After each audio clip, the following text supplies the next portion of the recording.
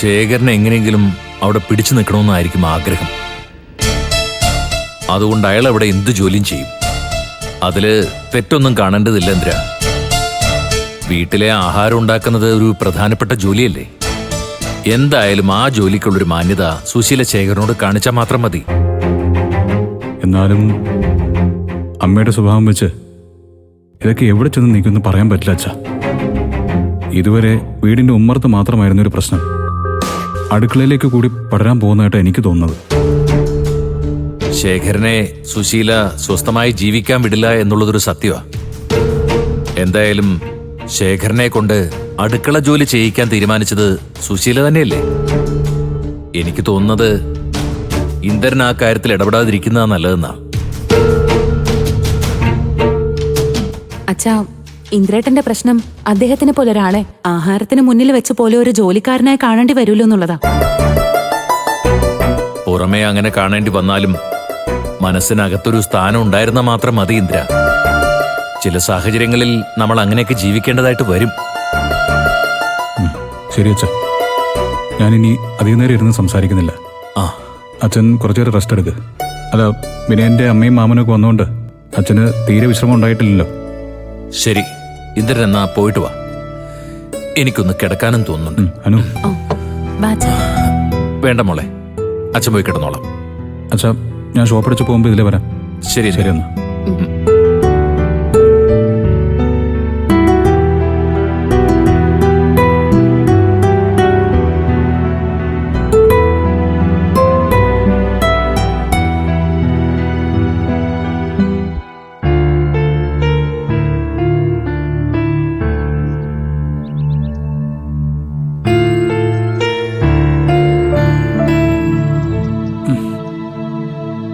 അച്ഛനോട് ഞാൻ മുഴുവൻ കാര്യങ്ങളൊന്നും പറഞ്ഞിട്ടില്ലാനോ.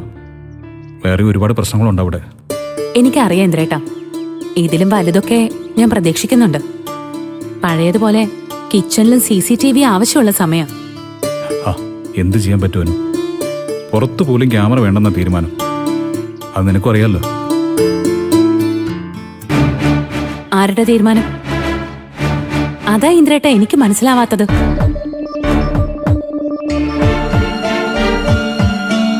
അവിടെ മറ്റാരും ശബ്ദം ഉയർത്താൻ പോകുന്നില്ലെന്ന് ഉറപ്പായതുകൊണ്ടാ ഒന്നും കാണണ്ടെന്ന് വെച്ച് ഞാൻ ഇങ്ങോട്ട് പോകുന്നത്. ഇതിനൊരു പരിഹാരം നിങ്ങൾ തന്നെ കണ്ടുപിടിക്കും. ഞാൻ ആലോചിച്ചിട്ട് ഒരു പരിഹാരം മാത്രമേ ഉള്ളൂ. അദ്ദേഹം ആ വീട്ടിൽ നിന്ന് മാറണം. എങ്ങോട്ട്? വഴിയിലോട്ട് ഇറക്കി വിട്ട വാർത്തയാവുന്നുള്ളോണ്ടല്ലേ അമ്മ പോലെ അത് ചെയ്യാത്തത്. പിന്നെ മക്കൾക്കത് ചെയ്യാൻ പറ്റുമോ? വഴിയിലേക്ക് ഇറക്കി വിടണം എന്നല്ല ഞാൻ പറഞ്ഞത്. പുള്ളിക്കാരൻ്റെ കയ്യിൽ ഒരു 2 ലക്ഷം രൂപ ഉള്ള കാര്യം ഞാൻ പറഞ്ഞില്ലേ. ഒരു 3 ലക്ഷം രൂപയുടെ ഞാനിടാം. 5 ലക്ഷം രൂപ ഡൊണേഷൻ കൊടുത്താൽ കൊള്ളാവുന്നൊരു ഷെൽട്ടർ അദ്ദേഹത്തിന് തരപ്പെടുത്തി കൊടുക്കാൻ പറ്റുമല്ലോ.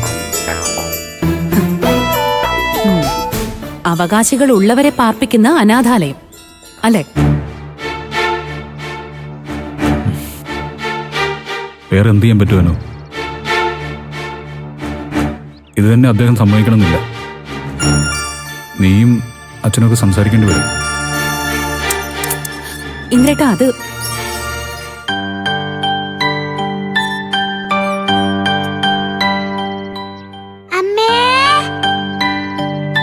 വെച്ചിട്ടാ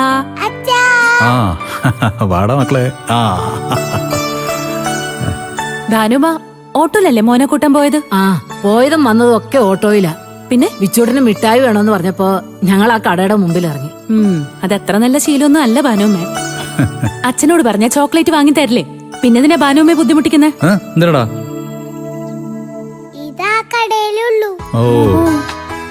എല്ലാം അവൻ നോക്കി വെച്ചിരിക്കുക. എനിക്ക് ഇതിനോടൊക്കെയാ ഇഷ്ടം അല്ലടാ. കുട്ടികളല്ലേ മോനെ, അവർക്ക് ചില കൗതുകങ്ങളൊക്കെ ഉണ്ടാവും. മുന്തിയ ചോക്ലേറ്റിന്റെ കൂടെ ഒരു സന്തോഷത്തിനായി നാടൻ മിഠായും കൂടെ അവൻ നുണയട്ടെ. എന്നാലും ഇതൊരു ശീലമാക്കണ്ട. വേണമെങ്കിൽ വാങ്ങിച്ച് ഇവിടെ കൊണ്ടുവന്ന് കൊടുത്തോ. കടയിൽ ഇവനെ കൊണ്ടുപോകുന്നത് ശരിയാവില്ല. വേറെ വല്ലതും കണ്ടുവെക്കും അവൻ. ആണോടാ? അല്ല, ഇന്ദ്രൻ ഇപ്പം വന്നതാണോ അതോ പോവാൻ ഇറങ്ങിയതാണോ? അത് ഞാൻ വിച്ചുവിനെ വിളിക്കാൻ പോകണമെന്ന് അറിയാൻ വേണ്ടി ഇതിൽ വന്നതാ.